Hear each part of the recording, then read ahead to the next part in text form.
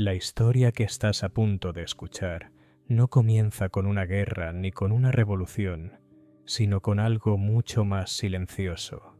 Una línea invisible que atraviesa a toda una nación, que no se ve, pero se siente, que no se impone por la fuerza, sino por la costumbre.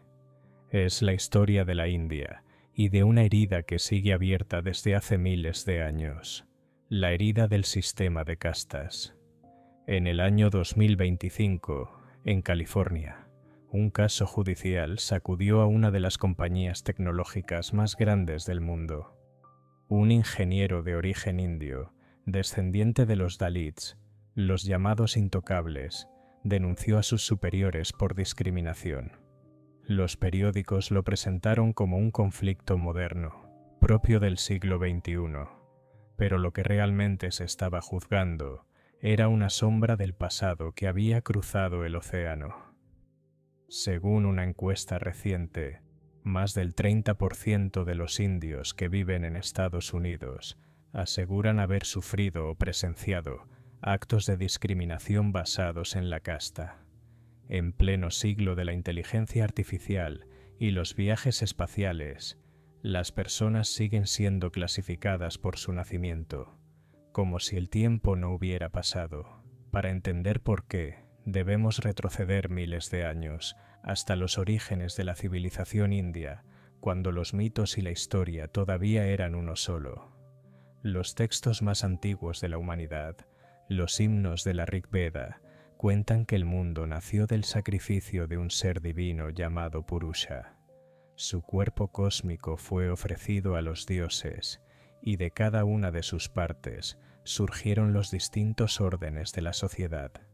De su boca nacieron los brahmanes, los sacerdotes que custodiaban el conocimiento y la palabra sagrada. De sus brazos, los kshatriyas, los guerreros y reyes encargados de gobernar.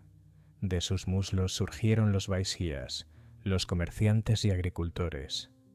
Y de sus pies, los shudras, los sirvientes, los que debían sostener el peso del mundo sin levantar la mirada. De ese mito, nacido de la poesía religiosa, se creó una de las jerarquías sociales más antiguas y persistentes del planeta, una estructura donde la desigualdad no era un defecto, sino el reflejo del orden del universo.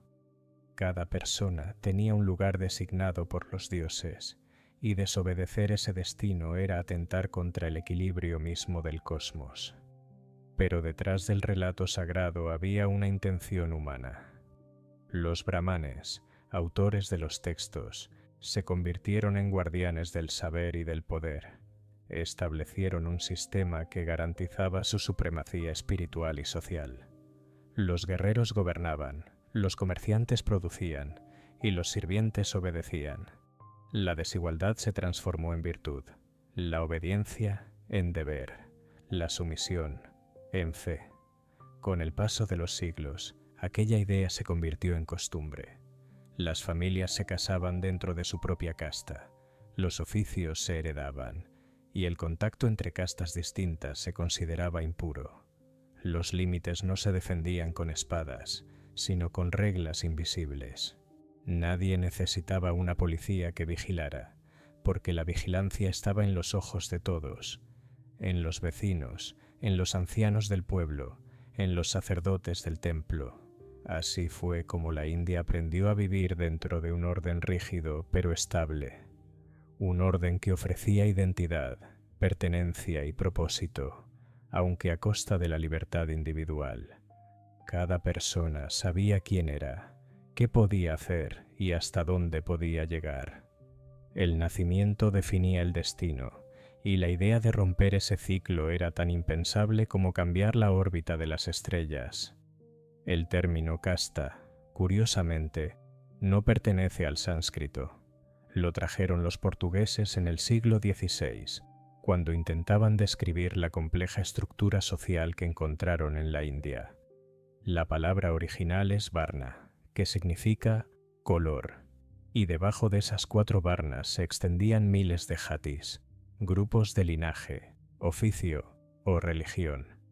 Panaderos, tejedores, barberos, curtidores, campesinos, mendigos, una red infinita de comunidades donde cada individuo sabía su lugar desde el nacimiento hasta la muerte. En una aldea india, nacer no era un simple hecho biológico, era una sentencia. Los hijos de un sacerdote jamás serían zapateros, los hijos de un zapatero jamás serían sacerdotes, y los que nacían fuera del sistema, los Dalits, los intocables, no eran considerados personas completas. Se les prohibía entrar en templos, beber del mismo pozo que los demás o tocar los utensilios de los puros. En algunos pueblos, hasta su sombra se consideraba contaminante. Esa es quizás la mayor tragedia de la historia india. Un pueblo profundamente espiritual, capaz de producir una de las filosofías más refinadas del mundo, pero que al mismo tiempo justificó la esclavitud social con la idea del orden divino. En la India, el dolor tenía sentido, la pobreza era un castigo de vidas pasadas, y la sumisión podía ser el camino hacia una mejor reencarnación. Nadie necesitaba rebelarse si creía que la próxima vida sería mejor. Mientras en Occidente se discutía la libertad del individuo, en la India se meditaba sobre la eternidad del alma. Y en esa diferencia de visión, la jerarquía encontró su refugio. Durante siglos, los reinos cambiaron, los imperios cayeron, llegaron nuevas religiones y conquistadores, pero el sistema sobrevivió a todos. Los mongoles lo toleraron.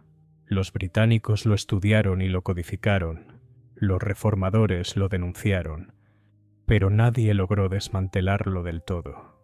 Incluso hoy, en las calles de Delhi o Mumbai, el apellido de una persona puede revelar su casta y con ella su destino social.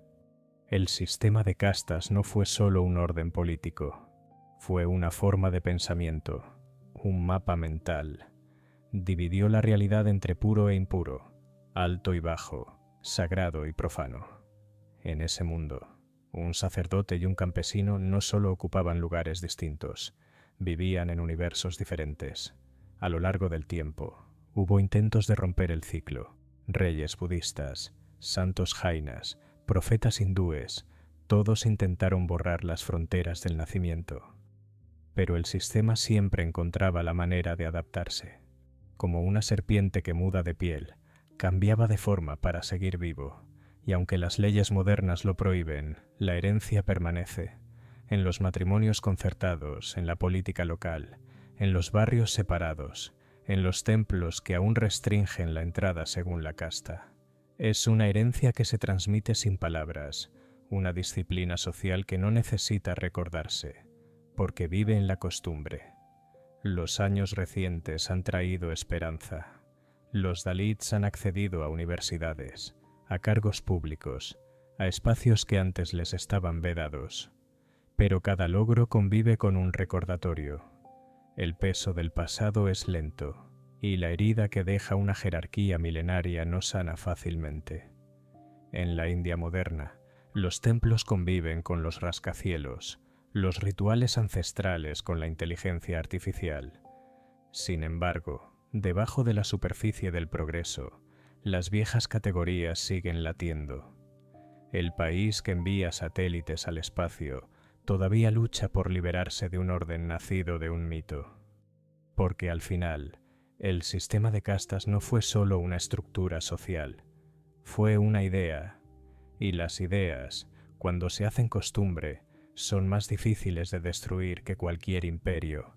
Esa es la paradoja de la India, un lugar donde la espiritualidad más elevada coexiste con la desigualdad más profunda. Un país que sueña con la libertad, pero teme el desorden. Una nación que venera la unidad del universo, pero divide a sus hijos en miles de fragmentos. Y así, desde las aldeas del pasado hasta las metrópolis del presente, la herida invisible del sistema de castas sigue abierta. No se ve, no sangra, no duele a simple vista, pero está ahí, en los gestos, en los silencios, en los límites que nadie menciona, porque todos los conocen. El mundo ha cambiado, los dioses también, Pero Purusha, el hombre cósmico del sacrificio, aún vive en la conciencia de un pueblo que aprendió a mirar hacia arriba, sin atreverse a mirar al lado. Mucho antes de que existiera el concepto de India, cuando el subcontinente era una tierra de selvas infinitas y ríos sagrados, los hombres miraban al cielo buscando respuestas. Las estrellas, pensaban, eran los ojos de los dioses. El trueno, su voz, y en el centro del universo, entre los dioses y los hombres, estaba el sacrificio. Era el acto supremo, el lenguaje con el que el ser humano se comunicaba con lo divino. En ese mundo antiguo nació el mito de Purusha, el hombre cósmico. Los sabios védicos lo describieron como un ser inmenso, tan vasto que su cuerpo contenía todo lo que existe. Cuando los dioses decidieron crear el mundo, ofrecieron su cuerpo en sacrificio.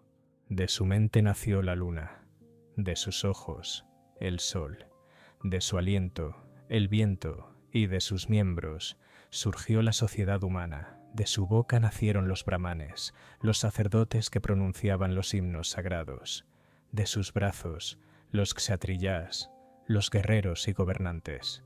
De sus muslos, los vaisyas, los comerciantes, agricultores y artesanos. Y de sus pies, los sudras, los sirvientes, los que debían sostener el orden sin cuestionarlo. Esa historia, que parece un poema cósmico, era en realidad un código social. Una forma de explicar y justificar la desigualdad como parte del orden del universo. En aquel tiempo, la religión y la política eran una misma cosa. Los dioses dictaban el lugar de cada hombre, y el deber de cada hombre era aceptarlo. Los sacerdotes, los brahmanes, se convirtieron en guardianes de esa estructura. Custodiaban los himnos, realizaban los sacrificios y enseñaban que la pureza espiritual estaba unida al nacimiento. Ellos hablaban con los dioses, los demás debían escucharlos. El conocimiento se transmitía de padre a hijo, como la sangre o el color de la piel, y con el conocimiento también se heredaba el poder. Los kshatriyas, los guerreros, eran los protectores del reino, pero dependían del consejo de los brahmanes. Un rey sin sacerdote era como un cuerpo sin alma. La palabra del sabio podía elevar o destruir a un monarca. Entre ambos grupos se formó una alianza que gobernó la vida india durante siglos. Uno imponía la ley con la espada, el otro con la palabra. Debajo de ellos estaban los vaisyas, hombres de comercio, agricultores, artesanos. Eran los pilares económicos del mundo védico. Su deber era producir, comerciar y sostener a las castas superiores, en una sociedad agrícola, donde la abundancia dependía de las lluvias y de la suerte. Su papel era esencial, pero su estatus no les daba autoridad. En el nivel más bajo se encontraban los shudras, los sirvientes. Los textos antiguos decían que su misión era servir a los demás, sin envidia ni queja. No podían estudiar los Vedas ni participar en los sacrificios. Eran parte del orden, pero no del conocimiento. Su destino era obedecer, y fuera de todo el sistema, en el margen, estaban los que no pertenecían a ninguna varna, los pueblos conquistados, los cazadores, los trabajadores del cuero, los enterradores. Eran los intocables, los sin nombre. No se les permitía tocar a los miembros de otras castas, ni siquiera caminar por el mismo camino. Eran los invisibles, y sin embargo, sostenían el peso del mundo. Este orden, conocido más tarde como Varna Dharma, se presentó como una verdad eterna. No fue impuesto por la fuerza, sino por la creencia. En una civilización donde todo tenía un significado sagrado, desde el agua del Ganges hasta la sombra de un árbol, la posición social también debía ser sagrada. La desigualdad se volvió divina. Con el tiempo, este modelo se consolidó. Los sabios lo codificaron en los textos sagrados. Los reyes lo utilizaron para gobernar y el pueblo lo aceptó como el reflejo del cosmos. Pero bajo la superficie mítica había una realidad mucho más humana. la llegada de los arios. Entre los años 1500 y 1200 a.C., tribus de pastores indoeuropeos migraron hacia el subcontinente indio desde el noroeste. Traían consigo un idioma nuevo, el sánscrito, y una religión centrada en los dioses del fuego y la guerra. Para ellos, la vida era una lucha constante entre el orden y el caos. Se llamaban a sí mismos Arya, los nobles. Al llegar a las fértiles tierras del Indo y del Ganges, se encontraron con pueblos más antiguos, los drávidas. Estos pueblos tenían sus propios cultos, sus aldeas, su arte. Los arios, al principio, los despreciaron. No entendían su idioma ni sus costumbres, los veían como inferiores, como seres impuros. Con el tiempo los conquistaron y sobre su territorio construyeron un nuevo orden social. El sistema de Varnas fue la manera perfecta de institucionalizar esa conquista. Los arios, los recién llegados, ocuparon las posiciones superiores, sacerdotes, guerreros, comerciantes, mientras que los pueblos locales fueron relegados a las funciones de servidumbre. La diferencia racial se transformó en jerarquía religiosa. Lo que comenzó como una invasión se volvió una estructura eterna. Así, el mito de Purusha no era solo una historia espiritual, era también una metáfora política. El cuerpo del dios dividido en partes representaba una sociedad dividida, donde cada uno debía permanecer en su lugar. Cuestionarlo era desafiar a los dioses. Los siglos siguientes consolidaron esta idea. Los brahmanes crearon rituales complejos, en los que solo ellos podían participar. Su control del conocimiento era absoluto. Decían que escuchar los Vedas sin autorización podía traer la desgracia. A los Shudras se les prohibía incluso oír los cantos sagrados. Si lo hacían, podían ser castigados con la mutilación o el destierro. Esa rigidez moldeó toda la cultura india. Los matrimonios se organizaron dentro de la misma casta, los oficios se heredaron, y el nacimiento se convirtió en destino. Pero también dio forma a una sociedad extraordinariamente estable. Cada persona tenía un deber, un dharma, que cumplir, y el cumplimiento del deber, sin importar la posición social, se convirtió en el centro de la vida espiritual. Con el tiempo, la jerarquía se hizo más compleja. A las 4 varnas originales se añadieron miles de subdivisiones llamadas jatis. Cada aldea, cada región desarrolló sus propios códigos. Los tejedores, los carpinteros, los barqueros, los músicos, todos formaban comunidades separadas, con sus propios dioses, reglas y límites. La India se transformó en un mosaico de pequeños mundos dentro de un mismo continente. Esa fragmentación, paradójicamente, dio cohesión al país. En una tierra de cientos de lenguas y religiones, el sistema de castas fue la columna vertebral invisible que mantuvo el orden. Nadie era igual, pero todos sabían su lugar. Los filósofos hindúes defendieron esta estructura con una idea poderosa, la del karma. Según esta doctrina, las acciones de una vida determinaban el destino en la siguiente. Nacer en una casta baja no era un castigo injusto, sino una consecuencia natural de actos pasados. Aceptar la propia posición era aceptar el orden del universo, y cumplir con el propio dharma prometía una mejor reencarnación. Así, la religión y la desigualdad se entrelazaron en una armonía trágica. La obediencia se convirtió en virtud, la resignación en sabiduría. Durante siglos, nadie cuestionó seriamente ese equilibrio. Los reinos se expandían, las dinastías caían, pero el sistema seguía intacto. Era tan perfecto en su lógica, tan profundo en su simbolismo, que parecía imposible imaginar otro modo de vivir. Y sin embargo, dentro de esa calma aparente, comenzaban a gestarse nuevas tensiones. Las ciudades crecían, el comercio florecía, y con ello aparecieron personas que no encajaban en el molde. Artesanos ricos, mercaderes poderosos, soldados valientes nacidos en castas humildes. La realidad se resistía a la rigidez del mito. En esos tiempos, el sacrificio de Purusha ya no era un ritual, sino una metáfora que justificaba el poder. La pureza espiritual servía como frontera entre los privilegiados y los condenados. Y aunque la historia parecía avanzar, el cuerpo del dios seguía ahí, intacto, sosteniendo una sociedad que aún no había aprendido a verse entera. A veces, las civilizaciones más antiguas esconden los mecanismos más sofisticados de control.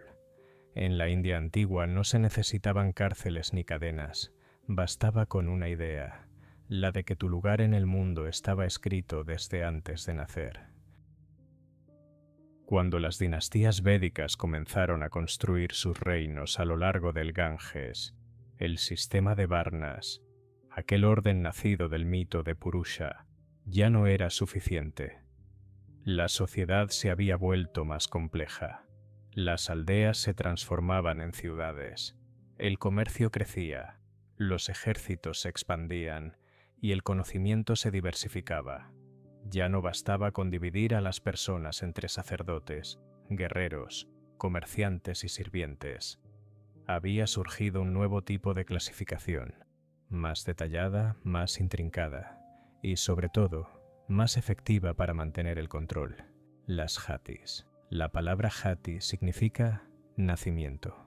Cada jati era una comunidad cerrada, un mundo en miniatura con sus propias reglas, su propio dios, su propio destino. No existía una sola India, sino miles de pequeñas Indias superpuestas unas sobre otras, invisibles pero perfectamente ordenadas. En una aldea, un hombre podía saber quién era otro solo por su oficio o su apellido. El alfarero, el curtidor, el herrero, el tejedero, el barbero, el aguador, el escriba. Todos ellos formaban jatis separadas. Las reglas eran simples y estrictas. Uno debía casarse dentro de su propia jati, comer con los suyos, trabajar en su oficio y respetar las jerarquías internas. Nadie podía salir de su comunidad sin convertirse en un paria. Esa estructura, que hoy podría parecernos opresiva, ofrecía también una forma de seguridad. Cada jati era una familia extendida, una red de apoyo. En tiempos de hambre o guerra, el individuo no estaba solo. La comunidad lo protegía, pero también lo vigilaba. Lo que daba refugio, también daba control. A medida que el comercio florecía, las jatis se multiplicaban. Surgieron subdivisiones dentro de las varnas, sacerdotes especializados en rituales distintos, guerreros dedicados a la protección de templos, comerciantes del mar, tejedores de seda, escultores, músicos, astrólogos. Cada oficio tenía su lugar en la pirámide invisible de la pureza. Cuanto más cercano al fuego sagrado, más alta la posición; cuanto más ligado a la carne o la muerte, más bajo el estatus. El cuero, la sangre, la muerte, la suciedad. Todas esas cosas eran impuras, y quienes trabajaban con ellas también lo eran. Los curtidores, los carniceros, los enterradores se convirtieron en los intocables, los que ni siquiera podían ser vistos durante las horas sagradas. En algunos pueblos, si la sombra de un intocable tocaba a un brahmán, se consideraba una contaminación. Era necesario bañarse en el río y recitar mantras purificadores. Así fue como la pureza y la impureza se transformaron en las dos caras de la existencia social. No había un solo aspecto de la vida que escapara a esa lógica. Desde el agua que se bebía hasta el camino que se tomaba para ir al templo, todo estaba regulado por el miedo a la contaminación. Pero el control más poderoso no era físico, sino mental. Los shastras, textos sagrados, comenzaron a codificar cada regla en nombre de la divinidad. Entre ellos uno se volvió legendario: el Manusmriti, conocido como las leyes de Manu. Este texto, escrito probablemente entre los siglos II a.C. y II después de Cristo, fue más que un manual religioso. Fue una constitución social. En él se detallaban los deberes y castigos de cada varna y cada jati. Prescribía lo que debía comer un brahmán, cómo debía vestirse un guerrero, a qué edad debía casarse una mujer y qué castigo merecía un sirviente insolente. Las leyes de Manu decían: un shudra que insulta a un brahmán debe tener la lengua cortada. Un shudra que se sienta en el mismo asiento que un brahmán debe ser marcado con hierro candente. Un brahmán que enseña Chinshudra los Vedas caerá en la oscuridad eterna. Era la justicia convertida en destino. La religión legitimaba la desigualdad, y la desigualdad sostenía la religión. Con el paso del tiempo, el control se hizo cotidiano. Nadie necesitaba recordar las leyes porque estaban inscritas en la costumbre. Los niños crecían escuchando cuentos donde los dioses castigaban a quienes desafiaban su casta. Las canciones populares repetían los nombres de los héroes brahmánicos y las virtudes de la obediencia. En cada gesto, en cada palabra, se reafirmaba el mismo mensaje: sé lo que eres y nada más. El poder de las jatis no estaba solo en el templo, sino también en la economía. Cada grupo controlaba su propio oficio, sus precios, sus recursos. En las ciudades, los gremios de orfebres, tejedores o carpinteros se comportaban como pequeños estados. Administraban justicia, organizaban festivales, ayudaban a los miembros en desgracia. Pero si alguien osaba abandonar su jati o casarse fuera de ella, se le expulsaba de la comunidad. Ser expulsado significaba perderlo todo: trabajo, casa, familia, identidad. La exclusión era una muerte social, y esa amenaza mantenía la obediencia mejor que cualquier ejército. Con los siglos, la estructura se volvió tan compleja que ni los propios sabios podían explicarla del todo. Algunos estudiosos hablaban de más de 3000 jatis principales y decenas de miles de subcastas. Cada región tenía las suyas, cada una con una historia distinta, con sus propios dioses tutelares, sus reglas, sus ritos de iniciación. En algunos casos, 2 jatis con el mismo oficio podían considerarse impuras entre sí si provenían de aldeas diferentes.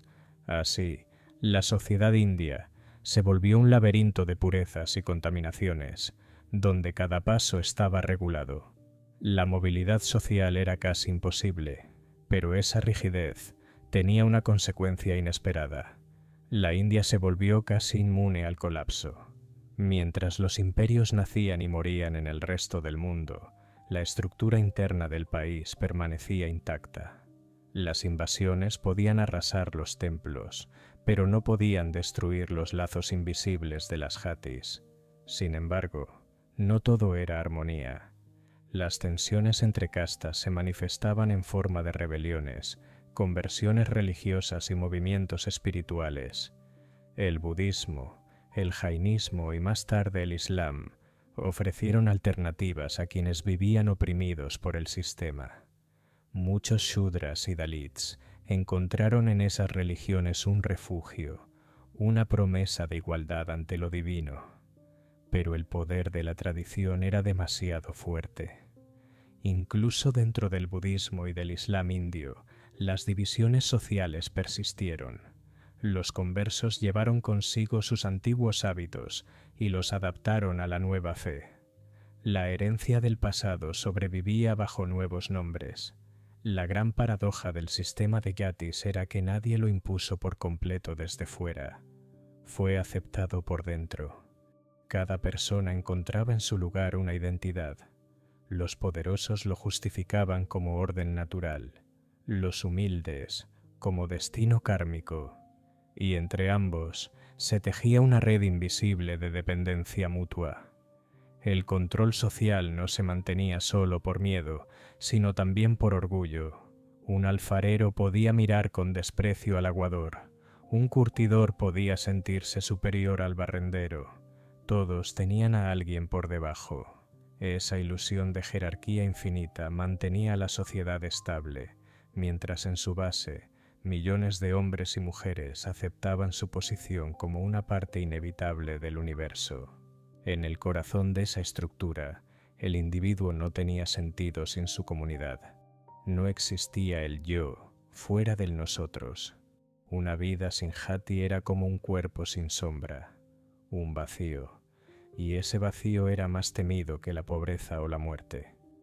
Cuando los siglos avanzaron y los imperios se sucedieron, los Maurya, los Gupta, los mogoles, el sistema de castas siguió evolucionando, absorbiendo influencias, adaptándose a las nuevas religiones, resistiendo las revoluciones. Era un mecanismo vivo, que respiraba y se transformaba sin perder su esencia, y aunque cada época tuvo sus reformadores, reyes budistas, santos bhakti, poetas místicos, el ciclo se repetía una y otra vez. La estructura volvía a cerrar sus grietas. La jerarquía sobrevivía a la compasión. El verdadero genio del sistema fue convertir la obediencia en virtud y el conformismo en salvación. En ese mundo, ser libre no era desear cambiar de lugar, sino cumplir perfectamente el que se te había asignado. La armonía valía más que la justicia. Así, los siglos pasaron, los templos envejecieron, los dioses cambiaron de nombre, pero las Hatis permanecieron, y con ellas el recordatorio silencioso de que a veces las cadenas más fuertes no son las que atan las manos, sino las que moldean la mente. Con el paso de los siglos, el orden de las castas se volvió una maquinaria perfecta, inquebrantable, pero también profundamente injusta. Las reglas de las Hatis habían convertido la vida en una red de deberes sin salida. Cada gesto, cada palabra, cada relación estaba marcada por la pureza o la impureza. Las ciudades crecían, los templos se llenaban de oro, los sacerdotes se volvían poderosos, pero el pueblo seguía dividido por barreras invisibles. Fue entonces cuando comenzaron a surgir voces distintas, suaves, casi susurradas, que se atrevieron a preguntar algo prohibido. ¿Y si todos los hombres fueran iguales ante lo divino? En el norte de la India, alrededor del siglo VI a.C., nació un joven príncipe llamado Siddhartha Gautama. Vivía rodeado de lujo, protegido de todo sufrimiento. Pero un día, al salir del palacio, vio por primera vez la enfermedad, la vejez y la muerte. Aquel encuentro cambió su destino. Abandonó su trono y buscó respuestas en los bosques y monasterios. Meditó, ayunó, vagó en silencio, hasta alcanzar la iluminación bajo una higuera sagrada. Desde entonces fue conocido como el Buda, el despierto. Su mensaje era claro. La pureza no depende del nacimiento, sino de los actos. El dolor proviene del deseo, y la liberación se alcanza con la compasión y la sabiduría. Ningún dios otorga el perdón. Cada uno debe conquistarlo dentro de sí. El budismo fue una revolución silenciosa. Por primera vez en la historia de la India, una doctrina ofrecía la salvación a todos los hombres, sin importar su casta o su oficio. En sus monasterios convivían príncipes y mendigos, campesinos y artesanos. Las reglas antiguas se desvanecían ante una verdad más simple. Todo ser que sufre merece ser comprendido. Pero no era solo una religión, era también una crítica política. Al negar la jerarquía sagrada, el budismo debilitaba el poder de los brahmanes. Los reyes vieron en él una oportunidad para construir una sociedad más unida.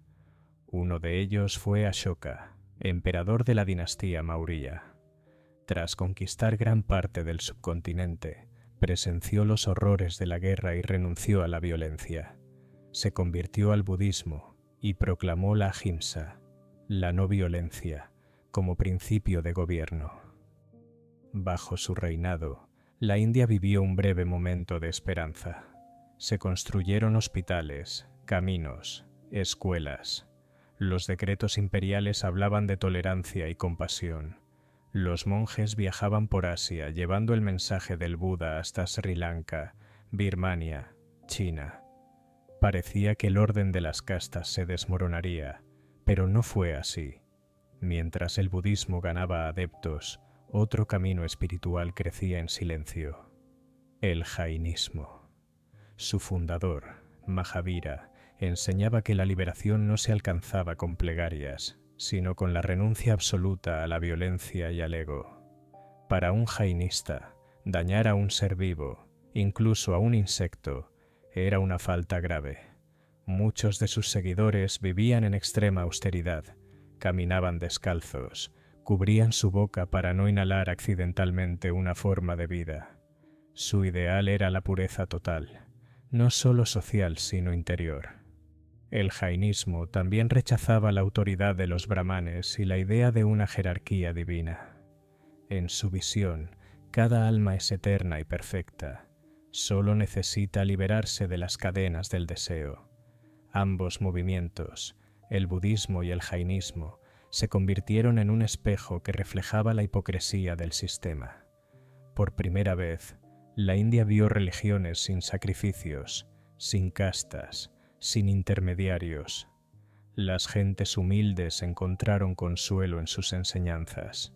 Los reyes vieron una oportunidad de reorganizar su poder lejos de los templos brahmánicos, pero los sacerdotes no se quedaron quietos. Con el tiempo, el hinduismo absorbió parte de esas ideas, adaptándolas a su propia estructura. El karma y la reencarnación, conceptos presentes en el budismo, fueron reinterpretados para reforzar el orden existente. Lo que había comenzado como una rebelión espiritual terminó convertido en otro engranaje del sistema. El budismo, poco a poco, fue desapareciendo de la India. Los monasterios se vaciaron, los textos se perdieron, y las imágenes del Buda quedaron como reliquias mudas entre las ruinas. El jainismo sobrevivió, discreto, reducido a pequeñas comunidades, y así la sociedad regresó a su equilibrio habitual, como si nada hubiera pasado. Pero la semilla había sido plantada. En el corazón de millones de personas quedó la sospecha de que el lugar que ocupaban en el mundo no era una orden divina, sino una creación humana. Esa duda, frágil, casi invisible, fue la primera grieta en una estructura que parecía eterna. Una grieta que siglos más tarde volvería a abrirse. Tras siglos de guerras, invasiones y cambios espirituales, la India parecía haber olvidado la calma. Los reinos se sucedían como las estaciones, cada uno prometiendo justicia, cada uno terminando en caos. Pero en el siglo IV después de Cristo, un nuevo poder se alzó desde las fértiles llanuras del Ganges, el Imperio Gupta. Su llegada marcó un punto de inflexión. Los cronistas lo llamarían después la Edad Dorada de la India, una época donde florecieron las ciencias, la poesía, el arte y la arquitectura. Pero también fue el momento en que el sistema de castas se consolidó con una fuerza casi divina. La armonía cultural escondía una estructura rígida, una jaula perfecta donde cada alma tenía su sitio y ninguna podía salir. Los reyes Gupta comprendieron algo que los conquistadores anteriores no habían entendido. La religión no era solo una fe, sino una herramienta de poder. En lugar de imponer una ideología, la adaptaron. Promovieron el hinduismo, pero lo envolvieron en una estética luminosa y erudita. Los templos se multiplicaron, los rituales se codificaron, las imágenes de Vishnu y Shiva poblaron los muros de piedra. El arte de la devoción se convirtió en el arte del orden. Los brahmanes recuperaron su autoridad, esta vez como sabios, astrónomos, médicos, consejeros. Y el pueblo, cansado de guerras, aceptó con alivio una jerarquía que prometía paz. Fue entonces cuando el hinduismo se transformó en algo más que religión. Se convirtió en un sistema total, un universo moral, político y económico. Cada acto, cada deber, Cada deseo tenía su lugar en la cadena del Dharma. La vida se dividía en etapas: estudiante, jefe de familia, ermitaño, renunciante. El orden cósmico se reflejaba en el orden social, y en ese reflejo los brahmanes vieron la oportunidad de sellar su poder. Reescribieron los textos, reinterpretaron las leyes de Manu y reforzaron la idea de que la pureza no solo se heredaba, sino que se cultivaba. Quien rompía su dharma traicionaba no solo su familia, sino el equilibrio del universo. Mientras tanto, el esplendor material alcanzaba niveles nunca vistos. Las ciudades rebosaban de comerciantes, los mercados olían a especias y a sándalo. En los talleres, los artesanos tallaban estatuas con precisión casi divina. Las universidades de Nalanda y Taxila atraían estudiantes de todo Asia. Los matemáticos Gupta inventaron el cero y revolucionaron la aritmética. La ciencia y la fe caminaban de la mano, como si ambas fueran caminos distintos hacia la misma verdad. Pero detrás de esa brillante superficie, el orden social era inflexible. El hijo del herrero sería herrero, el hijo del sacerdote, sacerdote, y el hijo del intocable seguiría sin nombre. La religión justificaba la inmovilidad. Los dioses se habían vuelto espejos del sistema. Vishnu mantenía el universo. Shiva lo destruía solo para reconstruirlo igual. En las epopeyas del Mahabharata y el Ramayana, los héroes no desafían su destino, lo aceptan con honor. La virtud no era rebelarse, sino cumplir el deber asignado, incluso si dolía. Esa idea se filtró en la vida cotidiana como una melodía tranquila.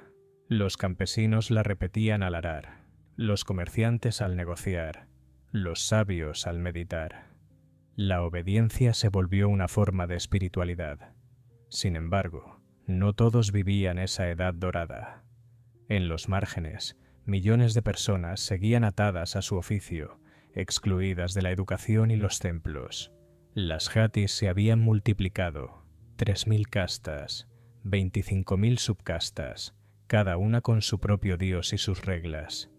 Los dalits, los intocables, eran los guardianes de los cadáveres, los limpiadores de las calles, los que encendían los fuegos funerarios para los demás. Nadie tocaba su mano, pero todos dependían de su trabajo. En ellos reposaba la pureza de los demás. Su vida era un ciclo sin esperanza, y sin embargo, la sociedad los consideraba necesarios. Sin la sombra no hay luz, sin el dolor no hay virtud. Cuando el imperio Gupta comenzó a declinar, la estructura social ya no podía ser destruida. Había penetrado en el alma de la India. Los invasores que llegaron después, hunos, turcos, mogoles, pudieron quemar templos, pero no alterar la fe en el Dharma. La idea de que el mundo debía permanecer tal como era sobrevivió a todos los cambios. El orden se había convertido en una religión en sí misma. El brillo del oro Gupta aún resplandece en los templos del norte, en los poemas antiguos, en los ecos de una civilización que aprendió a confundir la paz con la obediencia. Porque en el corazón del siglo de oro no había libertad, sino una perfección inmóvil, una perfección tan bella que nadie se atrevía a romperla. Cuando el esplendor del imperio Gupta se desvaneció, la India quedó fragmentada en una constelación de reinos pequeños.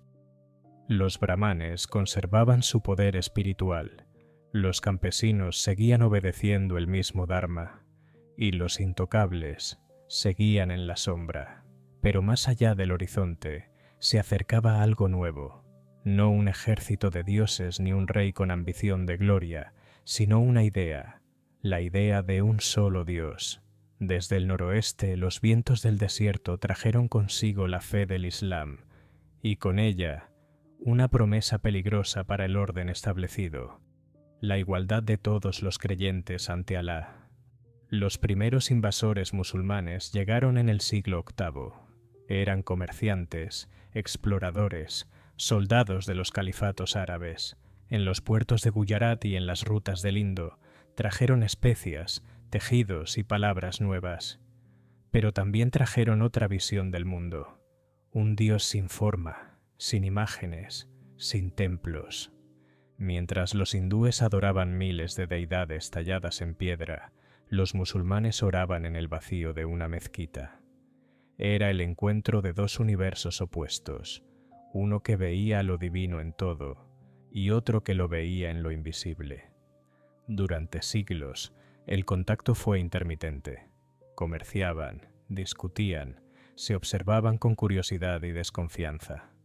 Pero a comienzos del siglo XIII, el equilibrio se rompió. Desde Afganistán descendieron los ejércitos de los guríes y fundaron el sultanato de Delhi. Las cúpulas islámicas comenzaron a elevarse junto a las torres hindúes, y el sonido del adán, la llamada a la oración, se mezcló con los mantras védicos. Por primera vez, el subcontinente fue gobernado por una élite extranjera, y sin embargo, la vida cotidiana apenas cambió. Los campesinos siguieron arando, los brahmanes siguieron rezando, y los dalits siguieron sin nombre. Los sultanes intentaron introducir su ley, la Sharia, pero descubrieron que la India no podía gobernarse solo con espadas. El sistema de castas era demasiado profundo, demasiado entrelazado con la vida diaria. Entonces, en lugar de destruirlo, lo usaron. Los reyes musulmanes respetaron a los brahmanes y recaudaron impuestos a través de ellos. Los templos siguieron funcionando, las jatis continuaron administrando sus oficios. El Islam gobernaba la superficie, pero el hinduismo seguía en el corazón del pueblo. Así nació una convivencia extraña, una paz hecha de desconfianza y necesidad mutua.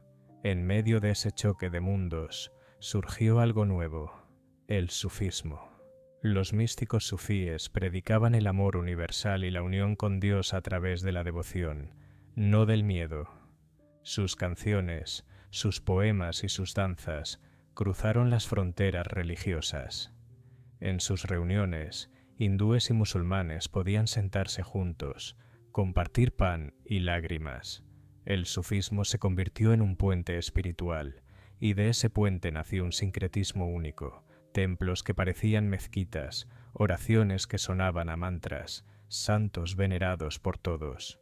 Por un momento, la igualdad pareció posible. Pero el sueño no duró. En el siglo XVI, los mogoles, musulmanes de Asia Central, conquistaron el norte de la India.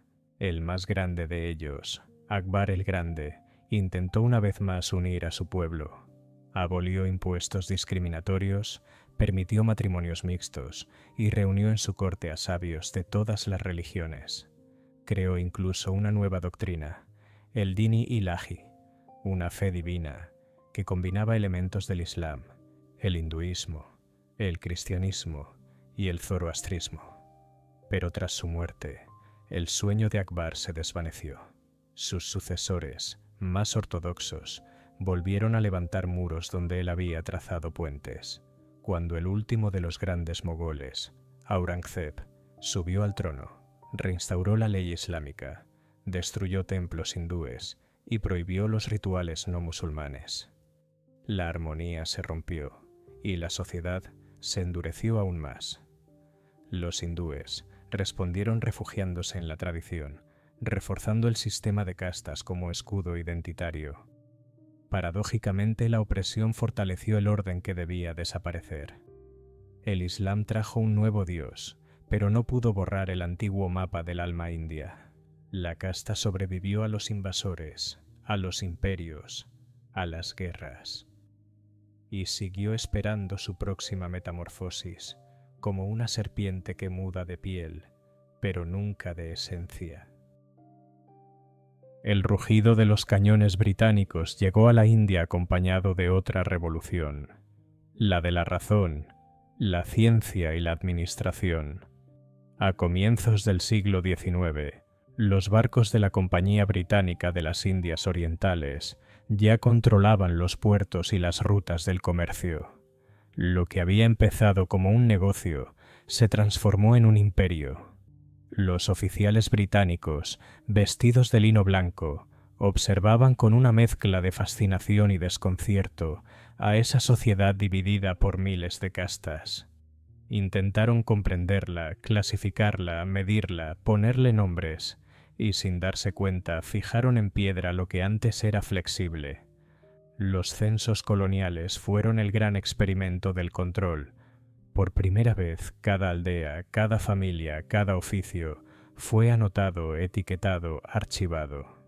Los británicos creían que estaban describiendo una cultura, pero en realidad la estaban rediseñando. Las castas, que antes eran comunidades fluidas, se convirtieron en categorías rígidas. Los antiguos grupos ocupacionales se transformaron en identidades. Un tejedor dejó de ser solo un tejedor. Ahora era miembro de una casta registrada, un número en una tabla imperial. Así, el sistema que debía extinguirse con la modernidad renació con nuevos cimientos burocráticos. La educación inglesa trajo consigo una paradoja. Las escuelas coloniales enseñaban a los indios la lengua de los gobernantes, sus valores, sus libros. Allí, los hijos de las castas altas aprendieron a leer a Shakespeare y a Locke. Los hijos de las castas bajas, en cambio, apenas entraban por la puerta. Pero entre aquellos pocos que lo lograron, nació algo nuevo, una conciencia. Por primera vez, hombres y mujeres de origen humilde comenzaron a ver en las ideas de igualdad y derechos humanos una promesa real, una herramienta para desafiar siglos de silencio. Mientras tanto, el mundo cambiaba. En 1857, una gran rebelión sacudió el dominio británico. El motín de los cipayos. Soldados hindúes y musulmanes se unieron contra sus amos extranjeros. La rebelión fue aplastada con brutalidad, pero dejó una huella indeleble. El fin del gobierno de la compañía y el comienzo del Raj británico, la administración directa de la corona. Los británicos reforzaron su control, pero también introdujeron reformas. Ferrocarriles, telégrafos, universidades. Crearon una nueva élite, una generación de indios instruidos que sabían inglés, citaban a Mill y soñaban con libertad. Y entre ellos, pronto surgiría una voz que cambiaría el destino de los oprimidos. Su nombre era Bhimrao Ramji Ambedkar. Nació en 1891 en una familia dalit, los intocables. Desde niño conoció la humillación. En la escuela no podía tocar el agua del pozo, debía sentarse aparte, y su cuaderno era tratado como impuro.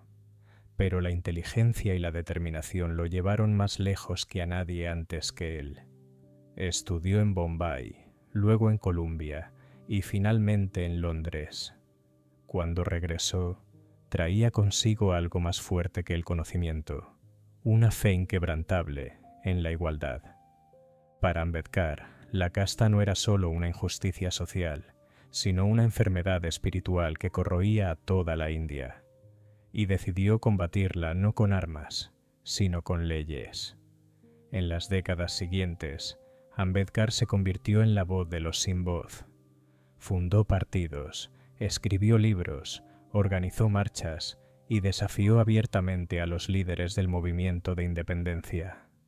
Mientras Gandhi predicaba la unidad espiritual, Ambedkar exigía justicia concreta. ¿De qué sirve la libertad política?, decía, si millones de personas siguen siendo esclavas dentro de su propia nación. Su lucha inspiró a miles de dalits a levantarse, a reclamar educación, voto, respeto. Y cuando llegó el momento de redactar la Constitución de la India, fue él quien tomó la pluma. En 1949, Ambedkar escribió las palabras que cambiarían la historia. La India no reconocerá ninguna distinción basada en casta, credo o nacimiento. Por primera vez en 3 milenios, la igualdad se convirtió en ley. Pero la ley no basta para cambiar las almas. Las castas siguen existiendo, invisibles pero presentes, sostenidas por costumbres, matrimonios, prejuicios. El viejo orden no murió, se transformó, se escondió detrás de la modernidad, y sin embargo, cada escuela abierta, cada voto emitido, cada matrimonio entre castas es una pequeña victoria contra un enemigo milenario. El colonialismo terminó, pero el verdadero combate, el del alma india contra sus propias cadenas, aún continúa. El 15 de agosto de 1947, los relojes de la historia marcaron un nuevo comienzo. La bandera tricolor ondeó sobre el fuerte rojo de Delhi y millones de voces gritaron «Jai Hind». La India nacía libre. Después de siglos de dominación extranjera, el país se miraba al espejo y se preguntaba quién era realmente. ¿Una nación unida por la esperanza o una tierra fragmentada por la tradición? Jawaharlal Nehru, el primer ministro, habló al pueblo con un tono sereno y visionario. Ha llegado el momento de despertar al destino, pero el destino no se construye en un día. En los templos, en las aldeas, en los barrios pobres, la vieja jerarquía aún respiraba. La libertad era nueva, la casta, antigua. El sueño de Nehru y de Ambedkar estaba escrito en papel. La Constitución de 1950. Era un documento monumental, un manifiesto moral. Declaraba la igualdad de todos los ciudadanos, abolía la intocabilidad y prometía justicia social, económica y política. Por primera vez, la ley india decía que nadie debía ser juzgado por su nacimiento. Ambedkar, ahora ministro de Justicia, había logrado lo impensable, transformar la herida más profunda de la India en un texto sagrado de libertad. Pero él sabía que la letra de la ley no podía borrar los siglos del alma. El verdadero campo de batalla, decía, está en la mente del pueblo. En los campos, los dalits aún evitaban caminar por las mismas calles que los brahmanes. En las escuelas, los niños de castas bajas se sentaban atrás. Y en los templos, la puerta seguía cerrada. La ley había cambiado. Las miradas, no. El gobierno sabía que la igualdad necesitaba más que palabras. Así nacieron las políticas de reserva, cuotas para castas desfavorecidas en la educación, el empleo público y la representación política. Era una revolución silenciosa. Las universidades comenzaron a recibir estudiantes que nunca antes habían cruzado sus puertas. En las oficinas del Estado, por primera vez, un dalit podía firmar un documento en lugar de servir el té. La nueva república creía que la justicia podía planificarse, que el tiempo podía equilibrar lo que la historia había roto. Pero no todos estaban de acuerdo. Las castas altas lo consideraban una amenaza, una injusticia inversa. Las tensiones crecían. El resentimiento comenzó a reemplazar al diálogo. Los años 50 y 60 fueron de esperanza y construcción. El país se llenó de fábricas, represas, universidades, trenes eléctricos. La India soñaba con el progreso científico, con el acero y con el átomo. Pero bajo el rugido del desarrollo, los ecos del sistema de castas no desaparecían. En los pueblos, los matrimonios seguían controlados por los consejos de casta. Las fiestas religiosas continuaban segregadas. Los dalits, aunque protegidos por la ley, seguían siendo marginados en la práctica. A veces el cambio más difícil no es el económico, sino el moral. La pobreza puede combatirse con políticas, el prejuicio solo con generaciones. Aún así, las primeras luces del cambio brillaron. En los años 60 y 70, algunos dalits llegaron al Parlamento.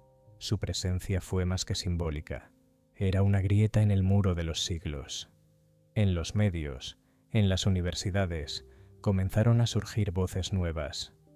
Poetas, profesores, abogados de origen humilde que hablaban del orgullo dalit, de la necesidad de reescribir la historia desde abajo. Pero también llegó la reacción.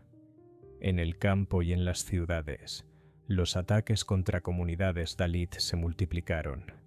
La libertad política había despertado fuerzas dormidas.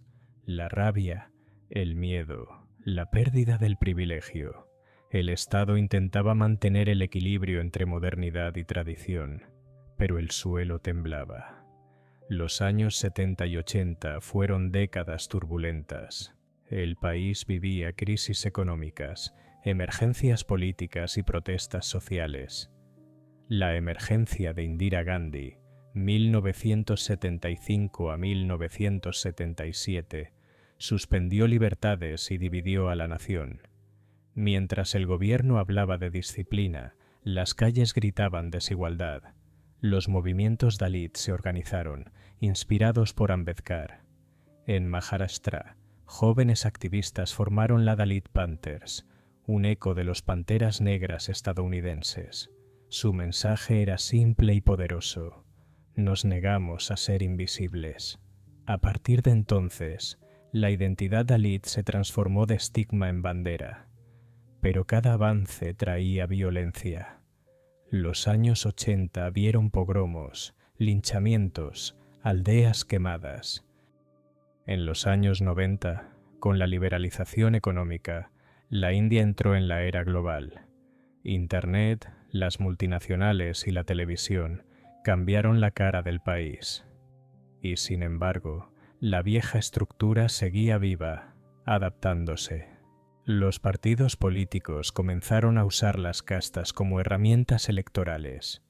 Las alianzas ya no se hacían entre dioses y guerreros, sino entre votos y cuotas. Los líderes Dalit llegaron a ocupar cargos de poder, como Mayawati, ministra principal del estado de Uttar Pradesh. Pero el cambio real era desigual. La casta se volvía invisible, pero no inexistente. Seguía ahí, flotando entre los apellidos, las costumbres y los silencios. La independencia había dado voz a todos, pero no todos podían hablar sin miedo. El siglo XXI amaneció sobre una India distinta. Las autopistas brillaban bajo los neones, los trenes bala cruzaban las ciudades, y los jóvenes hablaban el idioma del código y las finanzas. En las pantallas del mundo, la nueva India se mostraba como una potencia emergente, llena de talento, innovación y orgullo. Pero bajo el resplandor del progreso, las viejas sombras seguían trazando líneas invisibles. Las castas no desaparecieron, cambiaron de traje. Ya no se distinguían por el oficio o el pueblo, sino por los apellidos, las alianzas políticas, las universidades. La modernidad no mató al sistema de castas, lo digitalizó. En las redes sociales, la jerarquía aprendió a hablar en hashtags.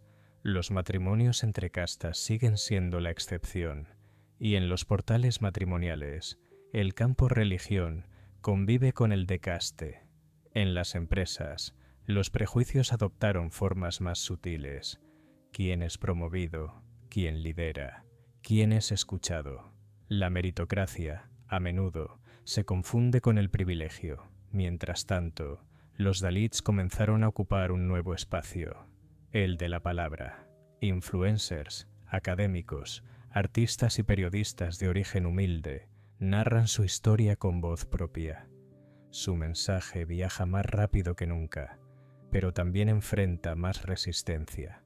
En el siglo de la información, el silencio sigue siendo una forma de poder. Fuera de la India, la diáspora floreció. Millones de indios emigraron a Estados Unidos, Canadá, Reino Unido, Australia. Llevaron consigo su talento, su trabajo, sus costumbres y, sin querer, su sistema invisible. En Silicon Valley, donde los genios del software crean el futuro, la casta encontró nuevas oficinas. Los ingenieros Dalit contaron historias de humillaciones silenciosas, de ascensores donde las miradas pesaban más que las palabras, de redes internas donde los apellidos abrían puertas. En 2020, el estado de California presentó una demanda contra una gran empresa tecnológica, el caso Cisco. Por primera vez, una corte occidental debía juzgar la discriminación por casta. La historia más antigua del mundo había llegado a la capital del futuro. En Canadá y el Reino Unido surgieron debates parecidos.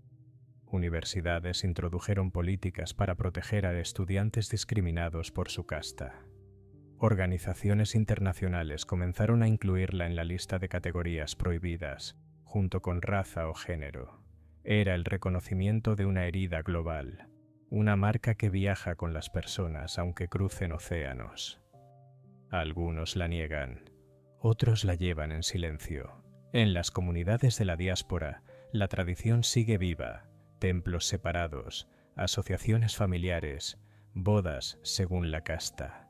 La distancia geográfica no disuelve las fronteras mentales, porque la casta, más que una ley, es una forma de imaginar el mundo. Dentro del país, la tensión entre pasado y futuro se volvió política. Los partidos usan las castas como mapas electorales, como identidades que garantizan votos. Cada comunidad tiene su portavoz, su líder, su partido. La democracia se convirtió en un campo de competencia entre castas organizadas. Algunos lo llaman justicia representativa, otros fragmentación perpetua. Mientras tanto, los Dalits ocupan cargos en el Parlamento, en los tribunales, en la administración. Pero muchos de ellos viven una paradoja, libres por ley, pero atados por las expectativas de su entorno. El poder no siempre libera, a veces solo cambia de forma. A nivel social, la modernidad trajo un espejismo de igualdad. Las universidades producen miles de ingenieros, los parques tecnológicos se expanden, la clase media crece. Sin embargo, en los pueblos, la realidad sigue siendo brutal. Cada año docenas de matrimonios intercasta terminan en tragedia. Los asesinatos de honor aún se cometen, los templos aún separan a los devotos, las escuelas rurales aún asignan asientos según el apellido. La televisión muestra una India brillante, pero en los caminos de tierra el tiempo avanza más despacio. La revolución digital aún no llega al alma. Y sin embargo, hay esperanza. Cada generación nace un poco menos obediente. Cada voz que se alza en un campus, cada canción que habla del orgullo Dalit, cada historia compartida en Internet, abre una grieta en el muro. En las universidades, los jóvenes leen a Ambedkar junto a Marx y Tagore. En las calles, los movimientos sociales exigen igualdad real, no solo legal. Y en los templos, poco a poco, algunos sacerdotes se atreven a bendecir a quienes antes no podían entrar.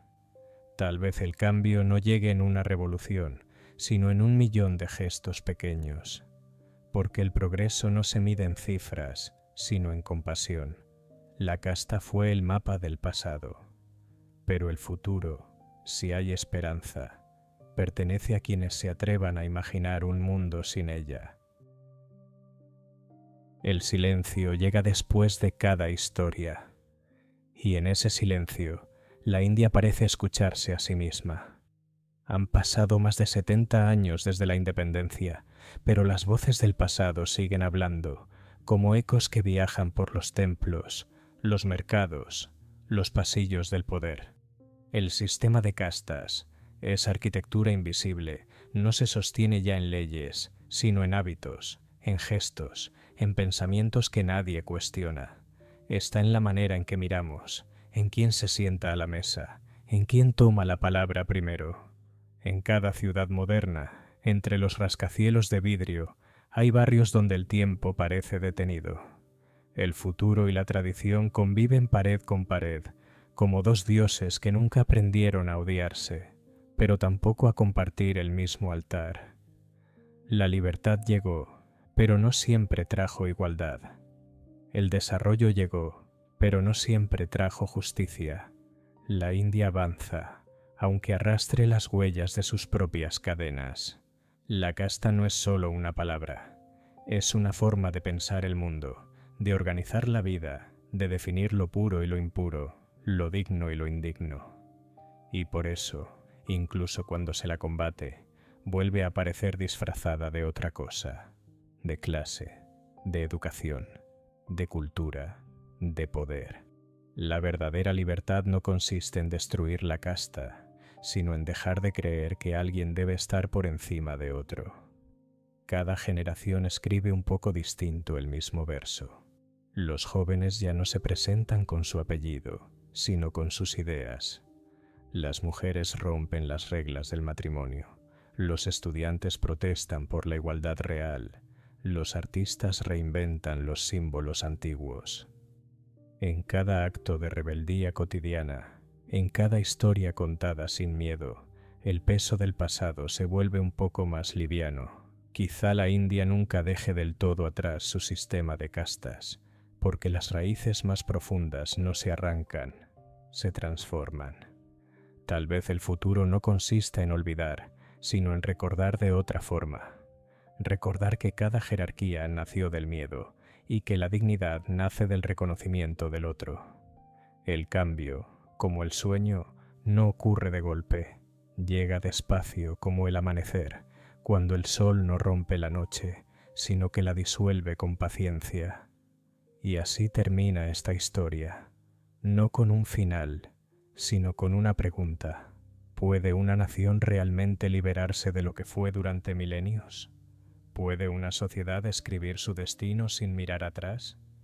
Quizá la respuesta esté en cada uno de nosotros, porque el peso del pasado solo se vuelve ligero cuando alguien se atreve a soltarlo.